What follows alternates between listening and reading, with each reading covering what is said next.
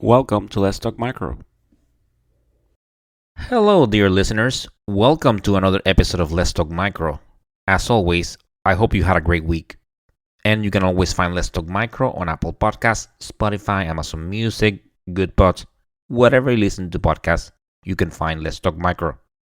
As far as social media, I am on Instagram, TikTok, and YouTube as Let's Talk Micro, on LinkedIn as Luis Plaza, on X as Let's Talk Micro 1, and I have an email address which is letstalkmicro@outlook.com. So either via social media or via email, you can reach out with any topic suggestions, any feedback. As always, they are always welcome and appreciated. So please go ahead and subscribe to the podcast, download episodes, and if the app allows you to do so, please go ahead and leave a review. Thank you so much for the support.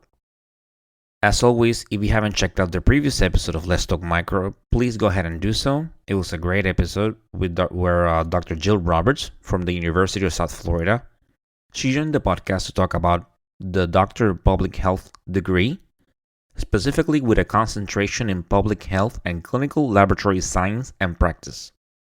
And Dr. Roberts, as I said in the previous episode, she has a great energy and she talks about this degree. What can you do with it professionally? She breaks it down. She talks about the prerequisites. I asked the question if, as clinical laboratory personnel, is this a good fit for us? And she talks about that. I also asked the question about taking the ABMM examination, American Board for Medical Microbiology. So overall, it was a great episode and a great conversation. So if you haven't checked it out, please go ahead and do so. As always, if you are looking to learn more about antibiotics, please check out www.learnantibiotics.com and the Learn Antibiotics book available on Amazon. These resources include cheat sheets, practice tests, games, and more, and they are being used by thousands of people worldwide and may be helpful for you or your colleagues. These resources are from Dr. Timothy Gauthier, a very passionate pharmacist who actually happens to be the guest in this episode. Dr. Gauthier, he joins the podcast to talk about stewardship, antimicrobial stewardship. He talks about antibiograms, the difference between a regular antibiogram and a hospital antibiogram. And, I also talk about, I ask him questions about what antibiotics you use to treat some organisms based on the source. And he provides excellent answers. I think as we're talking, one thing that we both notice is that we're very passionate about what we do. And, he's doing with pharmacy and antibiotics and stewardship. He's very passionate about that. He writes about it. He has a lot of, he publishes. So he's very active. And we talked about his learnantibiotics.com website. We talked about the idstewardship.com website, which are included in the show notes. We talk about his book, which is available on Amazon. So overall, it was a great episode. Very happy to talk to Dr. Gauthier. He's very knowledgeable, as I said, very passionate. So he's doing his thing in his pharmacy. I'm doing my thing here with the podcast and microbiology. So it's a great way to both of us, to talk about what we like and spread information and spread knowledge.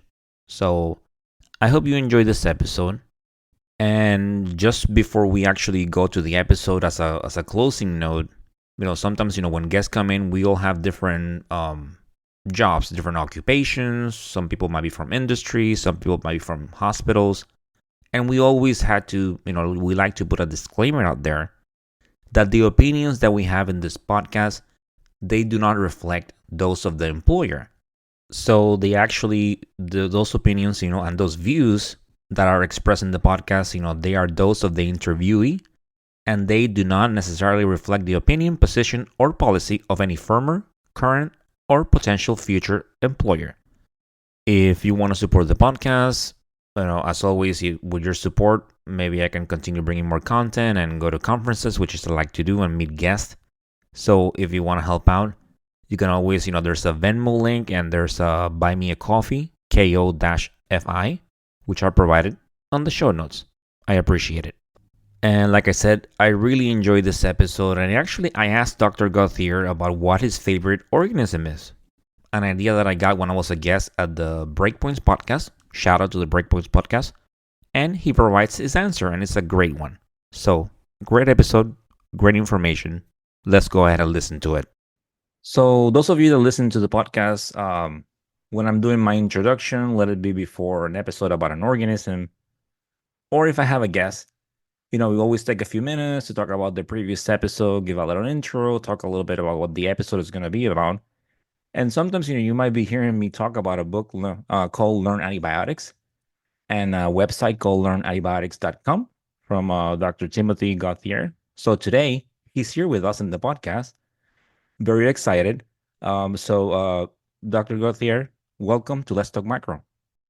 Thank you for having me. I'm very excited to be here, and obviously, I'm a fan of Let's Talk Micro and microbiology as a whole, which I think this podcast embodies well. Thank you so much. Definitely a pleasure. And as we talk more, we'll see definitely you know, you're very passionate about what you do as well. And we'll talk more about that. So maybe we can start the podcast by you telling the audience, a little bit about what you do. Yeah, absolutely. But first, I just want to say congratulations on hitting 100,000 downloads. That's a pretty major achievement for you, and that's that must be a cool moment. It has been, and it still is, and I'm still kind of just, a little times, I can't believe it. And one of the things as I started getting into podcasting, and especially with micro, and sometimes, people say, don't worry about some other numbers. There's other people that do some similar things, and maybe they hit higher numbers. But the thing that I got 100,000, and as I said before, I said it to the audience, I say to people that, even if I had one listener, this whole process and where I'm standing at the end of it, with so much more knowledge, knowing so much, I have met so great people, and it's just overall that alone, it's just worth it. So the 100,000 is just, it's the icing on the cake. And thank you to all the listeners out there that have taken the time to just download one episode. So thank you for the support, and I hope you continue listening. It's just like, it's always great when your product, that someone else is benefiting from this. And I do it for my fellow microbiologists and lab scientists. So I appreciate everyone's support. Thank you so much for that. I feel like we're kindred spirits in that regard because you're clearly very passionate about microbiology. I'm passionate about antimicrobial stewardship, clinical pharmacy, infectious diseases. So it's really a cool thing to meet someone and get the chance to interact and kind of like share different perspectives. So that's why it's really cool for me to be here. But you did ask a question. I think so could you just repeat it for me if you don't mind? Yeah, no, if you can just tell, the audience, a little bit about what you do. Okay, yeah, sure. So I'm a antimicrobial stewardship pharmacist, and in that capacity, I do a range of activities that help to facilitate the safe and appropriate use of antibiotics. And in my career, I've worked in a couple different settings, which includes like tertiary care centers that serve transplant and trauma and lots of ICU patients with XDR, Acinetobacter, and all sorts of things like that. Also oversaw and built a stewardship program for one health system. So more like administrative, but still a lot of frontline clinical ID, rounding with the infectious diseases consult service. Sometimes we visit the microbiology lab, and then taking learners like pharmacy students and pharmacy residents on rotation, educating them about antibiotics and their use. And currently I'm in more of a clinical, more of an administrative role rather, where I interact with a group of individuals that all do stewardship across 12 hospitals and over 100 outpatient centers. And so we're all trying to coordinate and collaborate. How can we be smarter with our antimicrobials? How can we reduce the chance for having a negative outcome or a toxicity? And so it's really a challenging job space, I think, but it's also a very rewarding job space. And because everything is ID, I really don't mind because, it's talking about RSV and then, Acinetobacter, then Pseudomonas, then Serratia and carbapenem. So, these are things that I enjoy talking about. If it was like a Saturday afternoon, it doesn't feel like work to me, although it is a lot of, mental content coming my way. And then historically or previously rather in academia also, is doing some teaching and research. And it's been quite a path to get to where I am today. But I think the best thing about my job, if I have to pick one thing, is the people I get to work with. Because people don't go into ID because it pays a lot of money. They go into it because it's really cool. And so talking to my colleagues that are physicians and people like you is really one of my favorite things to do. Same here, and that's one of the things that when I started doing this and I started, stepping outside of the lab and finding people that, in a way share the same level of, passion of nerdiness, that we like what we do and we like talking about this and just it's okay. I just, remember, sometimes, on the bench, and I start talking about things and, talk about package inserts and things. And a lot of times, not it's not always well received. Some people like just do their job and move on. So Yeah. finding peers like that and they appreciate that and everyone's the same circle is definitely it is great. And as you said, it's a very rewarding job and definitely I guess, life will be easier if we just, did our job and went home and instead of being involved in so many things, but it's so rewarding, all the things we're doing and it's definitely worth it. So Yeah, there's just like balance between, live to work versus work to live. And I feel like the pendulum kind of swings as you go through your life. And, as I had children, as I, started to have more responsibilities outside of work, it swings towards one direction. But then, especially as a passionate person who loves it, it kind of swings back towards the other direction. So I sympathize with what you're saying. Like we're all kind of at different places in our lives and trying to figure out and try to find that happy place. But again, I think connecting is one of the happy places for sure. definitely. So, as you mentioned when you were telling the audience about what you do and definitely antimicrobial, stewardship is a topic that, to be honest, a lot of times, when it comes to the medical lab scientist level, a lot of times, we're so busy with the cultures and the susceptibilities, and it's definitely, very important work what we do and related, but we might not hear a lot of detail about antimicrobial stewardship. So I just wanted to ask you for the audience, can you tell them, what is antimicrobial stewardship? Yeah, antimicrobial stewardship, right, refers to the safe and appropriate use of antibiotics and also mitigating the development and spread of antimicrobial resistance. So it touches on quality and infection prevention and pharmacy and diagnosis and a lot of different items. But I think, one of the things that comes up is what is antimicrobial stewardship and what is a stewardship pharmacist? And a lot of folks out there don't realize that pharmacists work outside of CVS and Walgreens. And while, the people in community pharmacies serve a very important role, and I have a lot of respect for them, there are other types of pharmacists. And so you can do a pharmacy residency after you graduate from pharmacy school to become kind of like a generalist. And if you really like infectious diseases, you can do a second year of residency and specialize in ID. And that's kind of what my path was and what a lot of ID or antimicrobial stewardship pharmacist paths was. You can also do a fellowship over 2 years to kind of get to the same place. So we are highly specialized pharmacists who just focus on infectious diseases. And pharmacists are kind of like designers of healthcare in a way, because when the physician orders the drug, there's a nurse that's going to administer the drug. But between those two people, there's a pharmacist who's processing the order, dispensing the medication. And through that process, we can make things more efficient. We can expedite things. We can kind of change and modify and tweak things so that maybe a different drug or a different dose or a different route is prescribed or reaches the patient to optimize that therapy. So I think it's important when you kind of say, well, what is stewardship? Who is working in stewardship and what role are they playing? And kind of seeing that the pharmacists are playing a central role that serves in both a clinical function and an operational function to get the patient the best care possible. Yes, and I know as I was, preparing for this episode and when you search information, this definitely, it points to like stewardship, towards like many different areas. And so I know that I also have a question when it comes to this. So as far as, maybe you can give some examples of efforts and measures if you can touch more on things like that that are being taken to, to achieve this effort. Well, I think everything with antimicrobial stewardship tends to be very interdisciplinary, because there's so many facets of what comes into play in the equation of getting, Staph aureus bacteremia treatment right, for example. And one of the key things that has come out has been the core elements of antimicrobial stewardship from the CDC. They have those for health departments, hospitals, outpatient setting, nursing home, and resource limited settings. So there's a couple different core elements for stewardship. And generally speaking, within those core elements, there's sections on leadership. So is there an endorsement that stewardship is important? And are there people that are driving it forward within the institution or facility? Accountability. And so making sure the documentation is there to say that stewardship is part of our culture and our organization and that we're going to put the resources into it.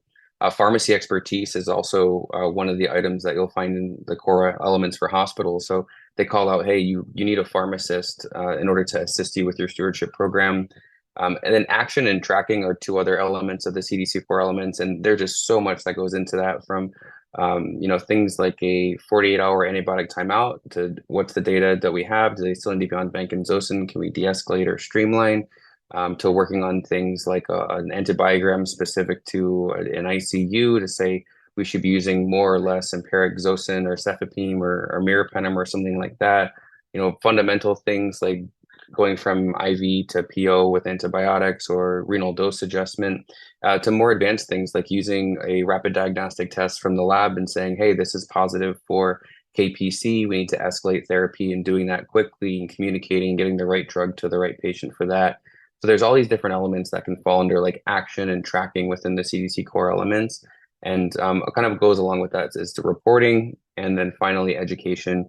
And education, I think we suffer from entropy when it comes to education, like order to disorder, because you could do education, but really to make things change, we need systems optimizations and workflow changes. And that's why we see a lot of focus on implementation science within antimicrobial stewardship these days, because we really need to change the systems and change the culture in order to change the decisions people make to get the right drug and the right patient at the right time. Okay, I like that. And yeah, I mean, before I jump to the next question, just just a thought. And I like when you say talk about education and that's something a lot of times when I'm working in the bench and things like that, and I see I work at a very large facility. We definitely get a lot of MDROs and a lot of times we see like we get a lot of requests for like this last line antibiotics, and maybe you're looking at the profile and you don't see that it's like that much resistant. And that sometimes depending on what you have, some drugs are affected and things like that. But it makes me wonder, we're doing all this requests and maybe we're overusing these drugs that are meant to be like a last line when there's not another option. And it's just something it crosses my mind, and we're putting these results out there and makes me think it's just when we think about things like AMR and things like that. Well, kind of along those lines, I just thank God every day that we don't use Clistin like we used to, because now we have things like, ceftolozane tazobactam or ceftazidime avibactam, and we actually have options these days. So that is a positive. If you're looking at the results there in the lab, that know in the back of your mind someone's probably not getting Clistin because of the things that we're able to test for.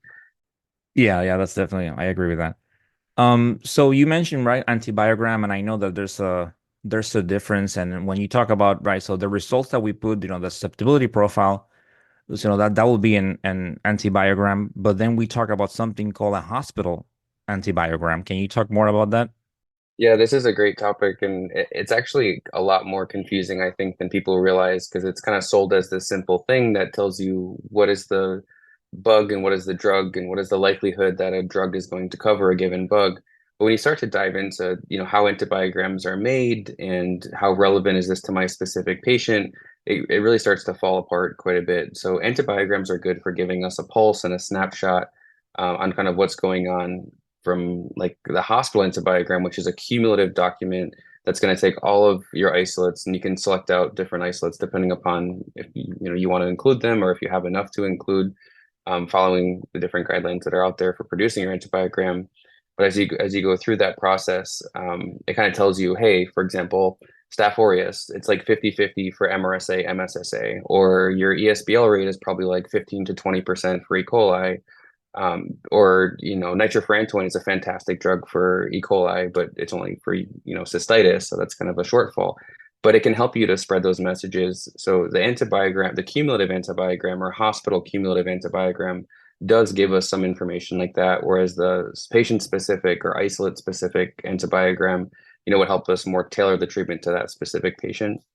So, and actually, we'll talk more about I'll ask the question about your website in a minute, and I just have some questions first. But definitely, a lot of the prep actually that I was doing a lot of great information in your website, by the way, as far as articles that helped me, as I was reading and getting prepared for this. So we'll talk more for the audience, links and everything. They're gonna be on the show notes, so you can go ahead and definitely take a look at them. So when we talk about, empiric therapy, and this is just right as someone that we we produce the ID, we do the susceptibility testing, we put the results out there. If any extra testing needs to be done, MDRO, like you said, a KPC, we do more testing. But as far as like empiric therapy, I know from what I read, and sometimes, I see that the patients maybe they get put on piperacillin tazobactam. I see sometimes, maybe ceftriaxone, vancomycin. Can you talk about some examples of some drugs that are used for empiric therapy? Of course, I'd love to talk about empiric therapy. This is something that infectious diseases pharmacists could talk about till we're blue in the face and you just don't want to listen to us anymore. So definitely we can also use our antibiogram to kind of gear us towards what we could consider using for empiric therapy for a given patient, depending upon their history. So someone from the community, for example, versus someone that's been in the hospital, from the community, the antibiogram is going to be a bit more helpful than what you'd see from someone that's been in the hospital that has exposure to antibiotics and is more likely to have resistant pathogens. But when I think of empiric therapy, I think of vancomycin or vancomycin. The reason for that is because it's even termed vancomycin or vocin, as people like to call it, because it's so commonly used. Vancomycin there for gram-positive coverage, including MRSA. Yeah, it'll cover enterococcus if you have the cefepime, but no one usually cares about the enterococcus very much. And then cefepime or zocin covering for the gram negatives, including Pseudomonas, and sometimes adding metronidazole or flagyl onto cefepime if it's an intra-abdominal infection or for some reason you need to have that extra metronidazole on top.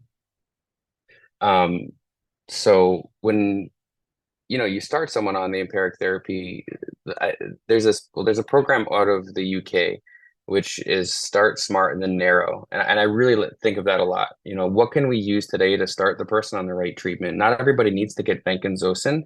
If someone doesn't have risk factors for an MDRO, if they don't have a lot of risk for a bad outcome, many times they could probably get just ceftriaxone if it's a urinary source type of infection. Versus sometimes you do need to really go for meropenem plus vancomycin because they are at high risk for mortality and they do have a history of receiving antibiotics. So I think empiric therapy really is an important part of the antibiotic use problem.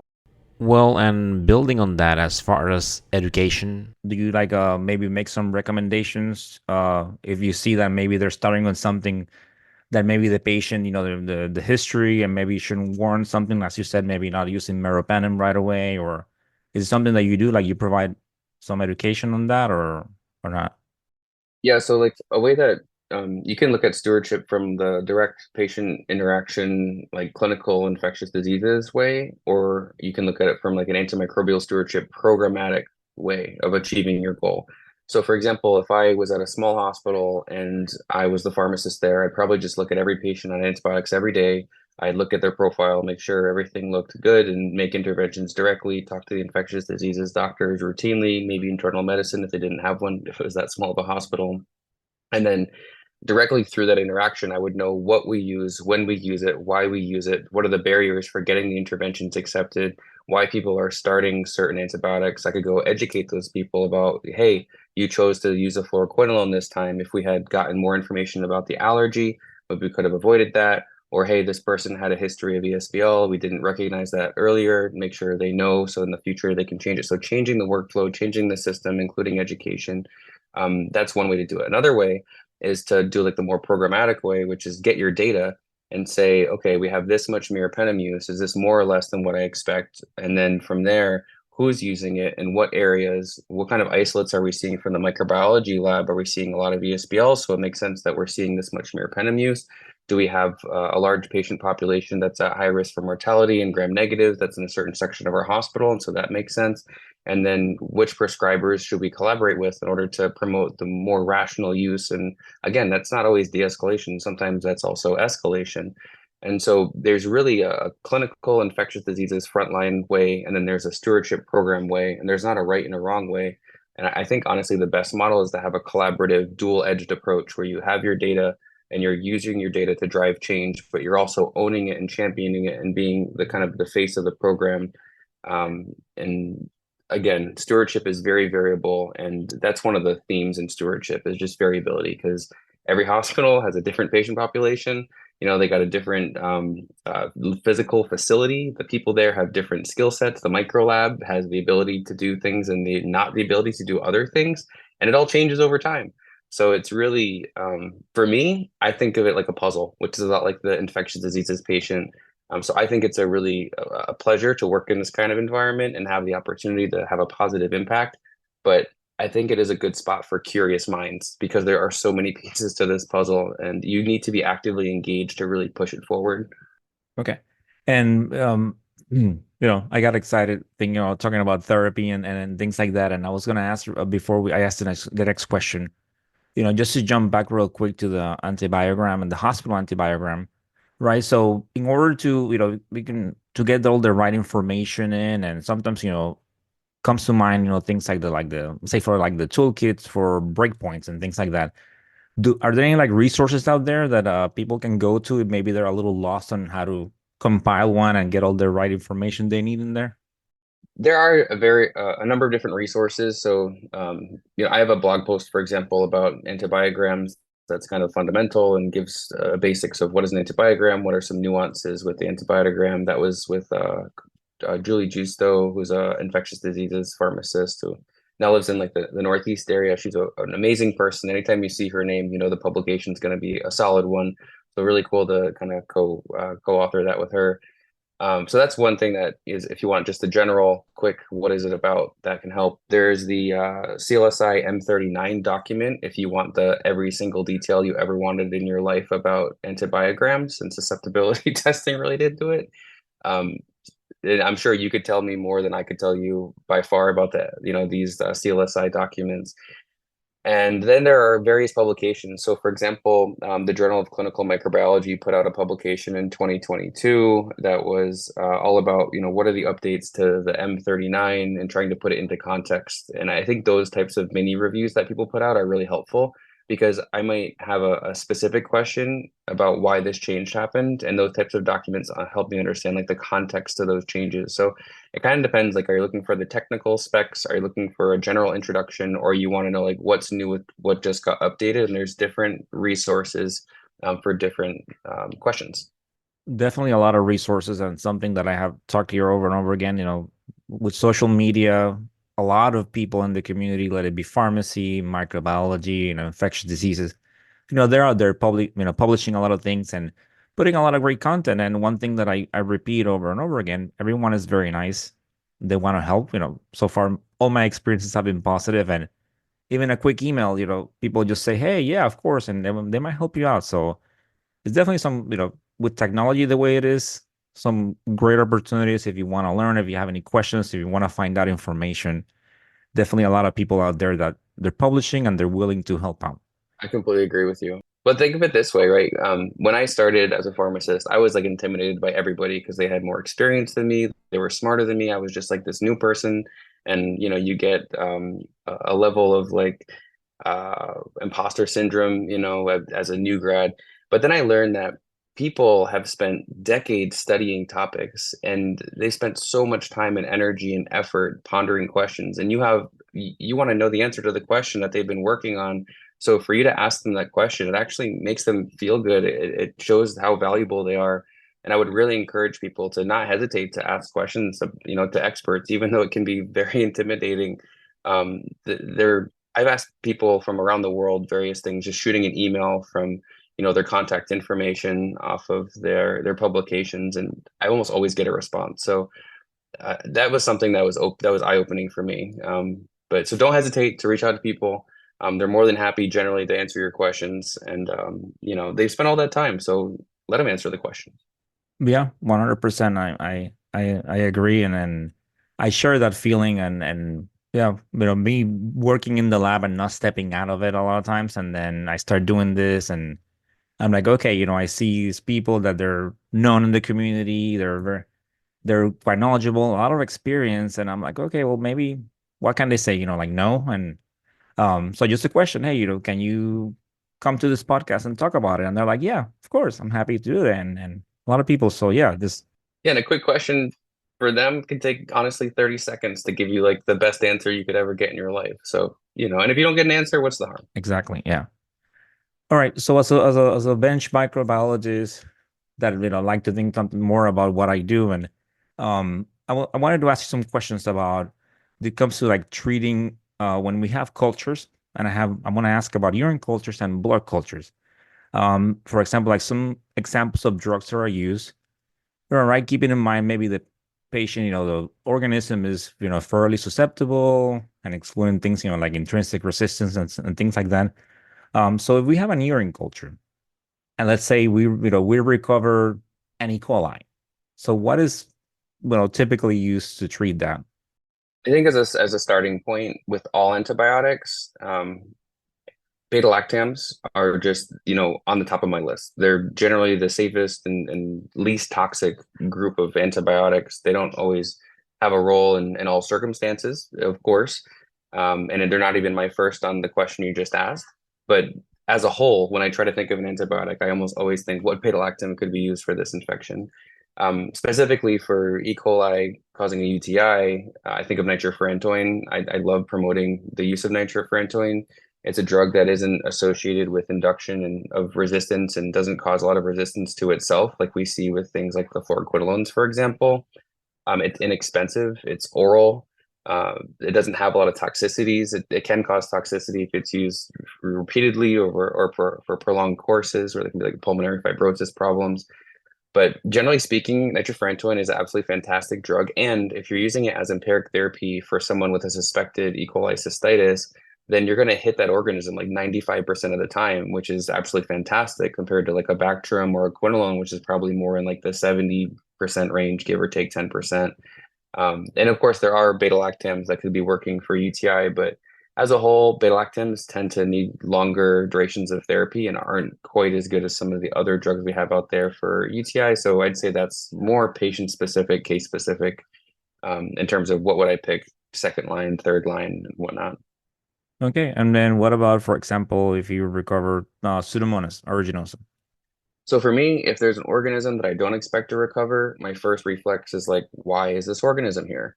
So does this person have a history of having, some type of manipulation or repeated surgeries, or do they have a kidney transplant?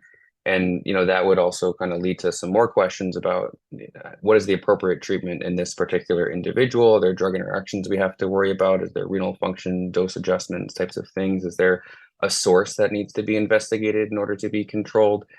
So there's all these questions that come along with it. And when you work in antimicrobial stewardship, people will ask you a question, and rarely do they actually need the answer to that question. What they need is the answer to another question, but you have to talk to them for a while to figure out what they actually need to know the answer to.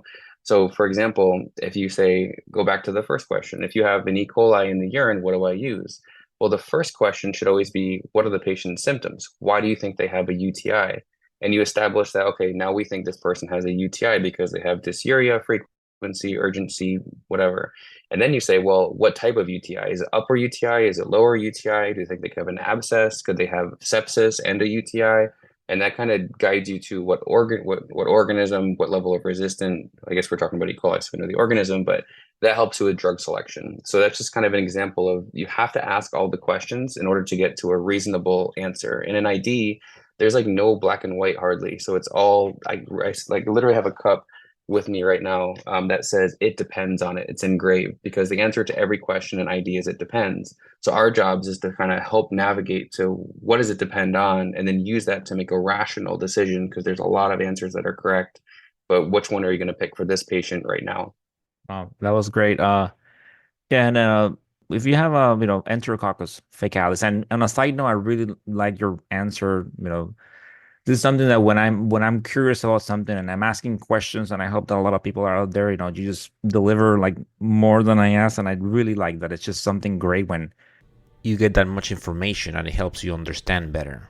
I really like that answer. So what if you have like Enterococcus faecalis, and right, we kind of just staying in some general terms, more of out of a curiosity, let's say. So if you have E. faecalis on an UTI, on urine culture. Yeah, for me, like whenever I hear enterococcus or candida in the urine or in the respiratory tract, my first thought is it's a contaminant, just because of, the proximity to the GI tract. So that's always my big first question with any kind of enterococcus. And then if there was a real infection, I'd probably say, are you sure there's a real infection? And then if they were very sure, ampicillin for me is the drug of choice for enterococcus, just like ampicillin is the drug of choice for listeria. So that's going to be on the top of my list. Ampicillin concentrates ridiculous in the urine. I think it's 100 times the serum concentration is what you get in the urine. So I've never done it, but I've heard that you can even overcome some resistance to ampicillin by using it oral for enterococcal UTI. Again, I'm not endorsing that. I'm not saying you should, but I've heard that, because the concentration's so high, sometimes you can overcome it. And then, if it was an ephatium, I would be a little concerned because I don't normally see a lot of VREs. And, of course, ephatium, the first thought is it a VRE? And, where did this patient come from? Is this a patient that is going to come back? And those are some of the questions that start to come to mind, actually more infection prevention rather than treatment. Because again, to me, enterococcus in the urine, the first thought is this is probably a contaminant and not a real infection. Yeah, I like that. And I like the fact that you mentioned yeast because a lot of times, when we're looking at cultures and we see fecalis in the urine, we do tend to see Candida albicans growing next to it, which is a concern when we're setting susceptibilities and we're telling techs, make sure that you're checking that purity plate before you resolve that susceptibility, that you're checking that you didn't grab a little bit of that yeast. And we've seen it, unfortunately, sometimes, where we're going back and accepting cultures. So, and I was just talking about that with the students today. So it's great that you just mentioned that. So, and to wrap up this question, when it comes to maybe now, if those organisms, let's talk maybe Staph aureus, Enterobacterialis, and Pseudomonas aeruginosa, if we're talking about blood cultures, what will be like some choice of treatment and on some general terms? Sure, for empiric therapy, if it's GPCs and clusters, I guess with the biofire, maybe we know it's a MRSA. Vancomycin tends to be the initial empiric therapy, and then kind of go from there as you learn more about the case. If it's an MSSA in the blood, you're probably got to rule out also any Staph aureus in the blood. Got to think about ruling out endocarditis. But for MSSA, that might be a trigger to go with oxacillin empirically or upfront. And then as the case progresses and the patient does better, maybe changing them to cefazolin after you're not really worried about a high inoculum or any kind of CNS involvement. So oxacillin or cefazolin for MSSA, generally Vanco for MRSA, but Dapto can be another option as well. Generally, I'm not a huge fan of linezolid for MRSA bacteremia, but in some instances that could be considered, I suppose. In terms of Enterobacterialis, ceftriaxone is my first thought, but it depends on your risk factors. Hopefully, you have the BCID or some kind of blood culture technology telling you if CTXM is there or not to kind of guide whether I need to escalate or can I use something that's beyond ceftriaxone. And then looking at the histories of the patient is always another key factor.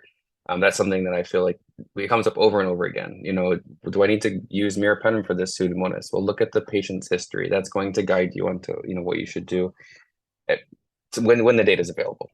For Pseudomonas, it's a cefepime versus piptazo kind of thing. They're both fairly inexpensive. They're both fairly frequently dosed. If someone has renal impairment, it's kind of funny because it's better for the patient in some regard because they don't have to get so many doses per day. And so it frees up the nurse. It actually costs less money because you use less drug. So it's kind of an ironic thing with renal function where you get to get less drug because you have impaired renal function since you hold on to it longer.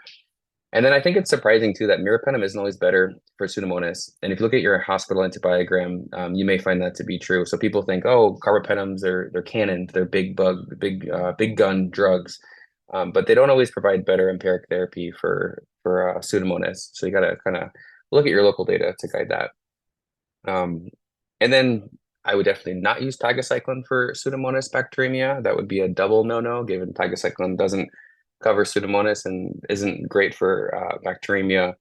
And like as Trianam, I'm not a huge fan of. It can have susceptibility to Pseudomonas, but that's definitely like a fourth, fifth line agent to me.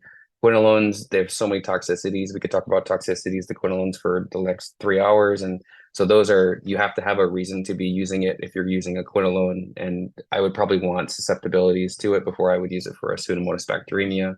So, there's just like a list that you can go down, but generally starting Zosyn versus cefepime, maybe meropenem, and then go from there. Once again, talking about beta lactams. Excellent.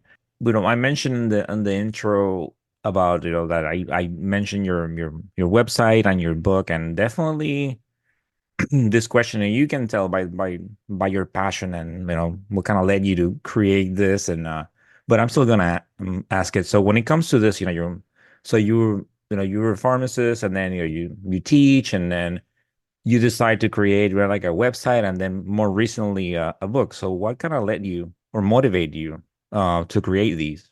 I think it goes back to what we were saying about being nerds, and it took me a long time to accept it. And my wife made me look up the definition of a nerd in the dictionary, and I was like, oh, okay, I accept it now.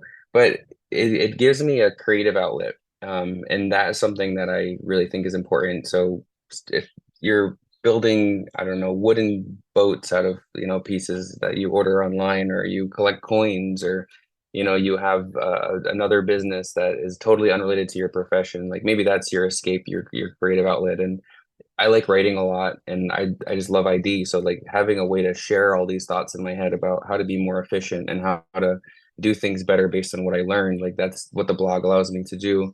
And then the book was, definitely something that took a long time to create. I think it took about 6 years to put together. And when I took ID, I almost failed the class because it was so difficult. And ID is so much memorization. I didn't feel comfortable with infection, like antibiotics, till I was halfway through a second year of residency focused just on infectious diseases. So like, how could you expect someone who does no residency in pharmacy or in other professions to like have the skill set or knowledge? Like we need resources, we need different resources. And that book really provides a different perspective, a different resource. And it really is meant to complement what you'd find in like a textbook that you might get in your class. And there's other resources out there, like Sanford Guide is really good. Antibiotics Simplified is really good. So using multiple resources lets you see a problem from different perspectives, and hopefully that helps us get to better answers.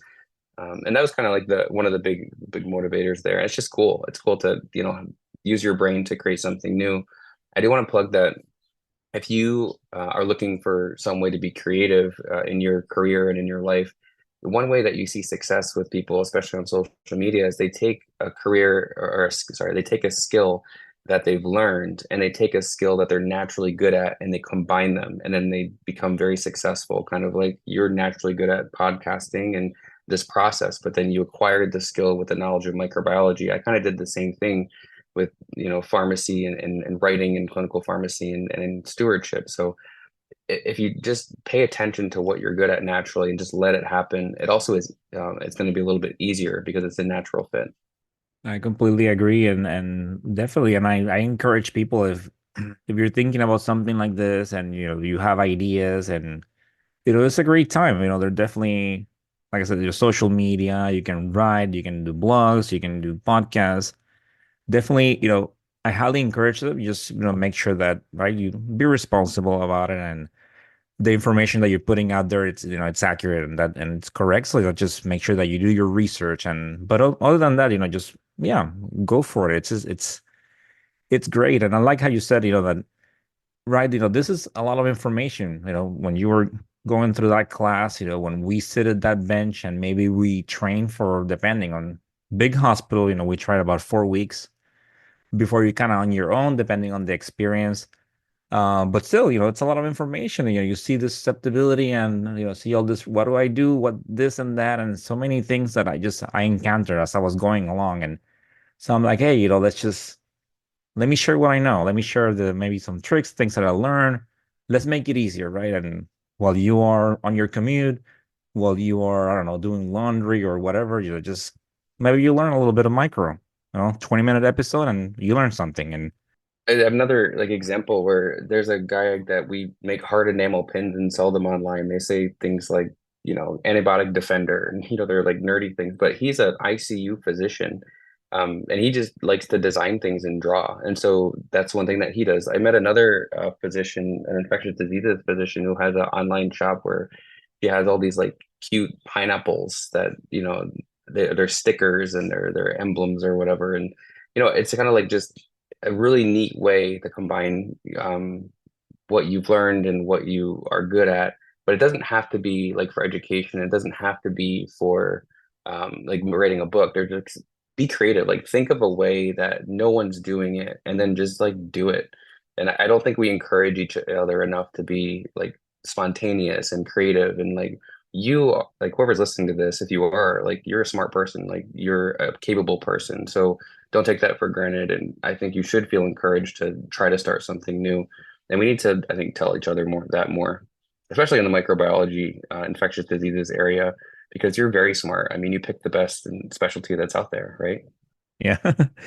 Yeah, and like you said, like there's this person called Sophia that she's on another podcast, but anyway, she's a medical lab scientist, and she makes a lot of like stickers and art, and she made a business out of that. She's very creative, and yeah, it's not like doesn't do like education or write something, but with her art, I think she's just fully transitioning to that, making a living out of that. So that's amazing. Um, so when it comes to the right, and I'm gonna put the links on the show notes, but maybe a little bit of what else can they find, let's say on your website? We talked about you can find information on diagrams and a lot of other topics. So anything else that they can find there?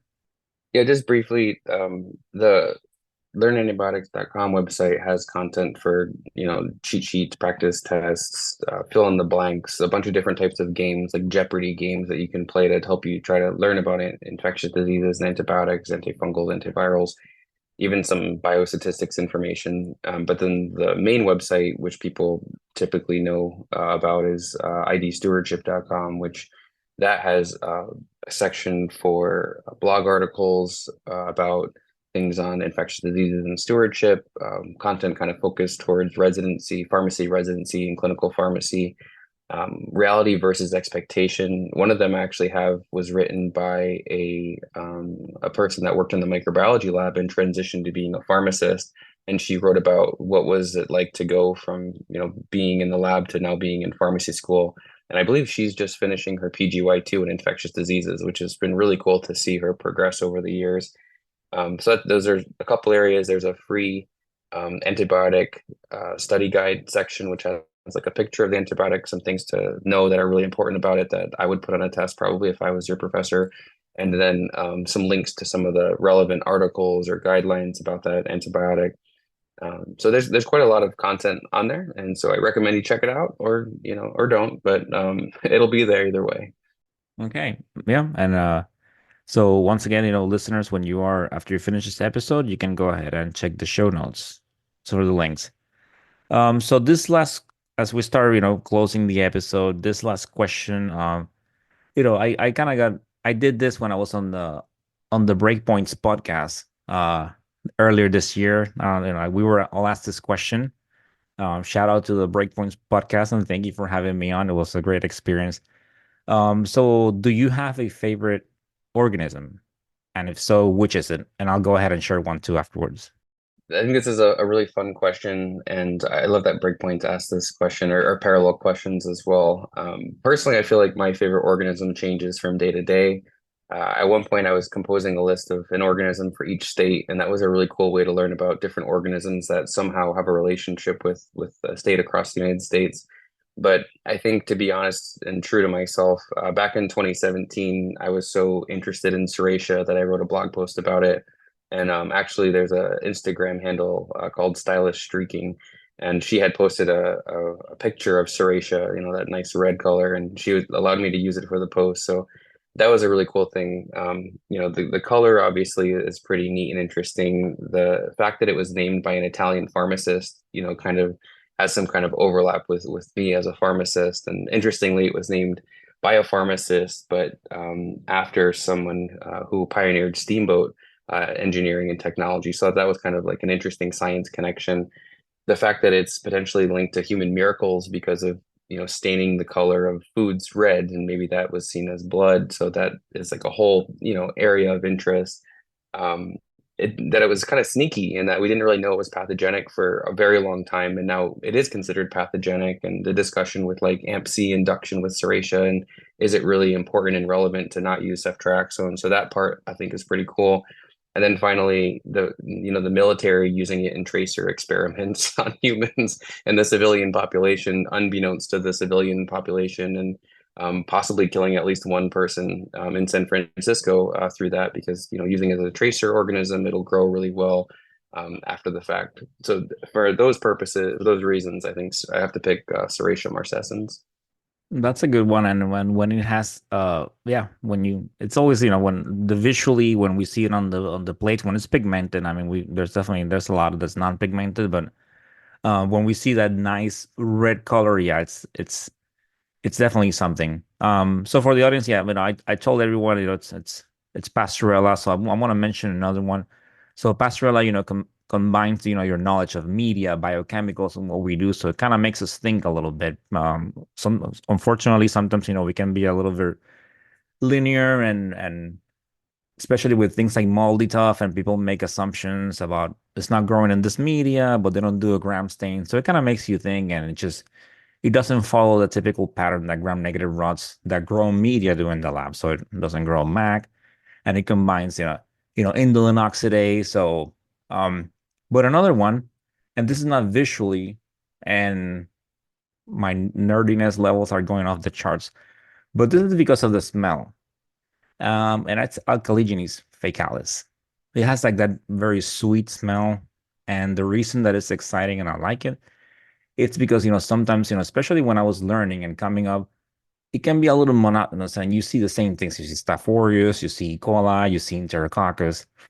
So you start seeing the same organisms.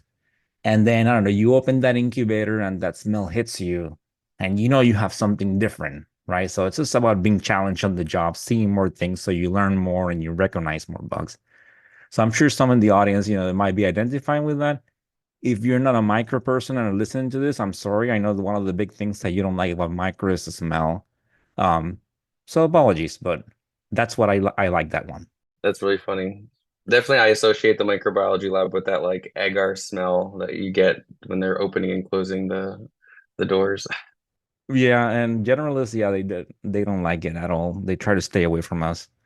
Um, so as we were closing the episode, is there anything else that you want to add, or tell the audience? No, I just want to say thank you. I think for being here, for making this opportunity available. I want to say, thank you to the microbiology people. I'm not even sure what to call, microbiologist, medical laboratory specialists or technologists, but just, the work that you guys do isn't always recognized very well. And I think it's extremely important. I love talking to people that are in that field, and I think it's a pleasure to work with and try to progress patient care through our collaborations. And I think that's the future. The future is collaboration and technology, and that's, the way to success. So if you ever want to, find me at ID Stewardship on social media, I'm pretty easy to find on Twitter or Instagram. And I look forward to continuing with our shared passions here. Thank you for that. And it's always a lot of times, you're right. We don't get a lot, and right, we do a very important job, and we do have different names. Yeah, medical technologists, medical lab scientists. A lot of times, we get the negative things, and it comes all the way from the exaggeration, like, the lab is hemolyzing my sample. Well, we don't do that.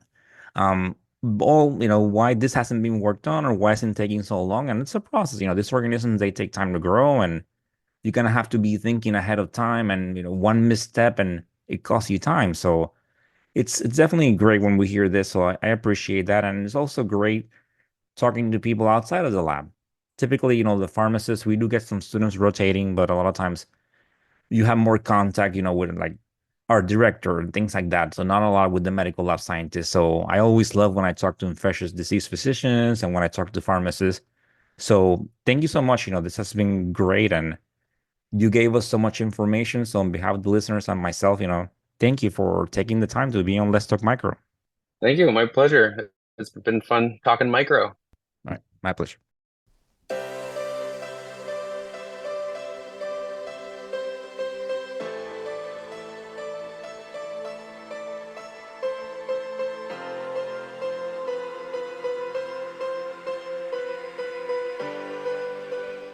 And that, my dear audience, it's the end of this episode.